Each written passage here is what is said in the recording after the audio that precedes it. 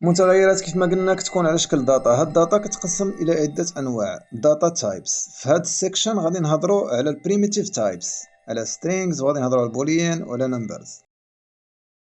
بالنسبه للنمبر يقدر يكون على شكل انتجر، عدد حقيقي صحيح بحال followers underscore count تساوي 5000، او يقدر يكون على شكل عدد عشري نسبي float بحال rating تساوي 4.56.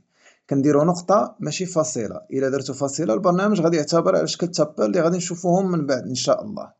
بالنسبة للبوليان غادي نكتبو نسميو الفاريابل is underscore flower ونديرو تساوي true. نشوفو مثال على strings غادي نكتبو course underscore name تساوي، غادي نديرو دبل كوت python tutorial وغادي نسدو الدبل كوت. بالنسبة لstrings هي التكست أو نص، أي وقت بغينا نتعاملو مع النصوص في البيطون كنستعملو الstrings اللي خاصك تحطهم دايما بين سوا دبل كوتس ولا سينجل كوتس. غادي نرجعو البوليان كياخدو جوج قيم، سوا ترو سوا فولس، مكياخدوش شي حاجة أخرى.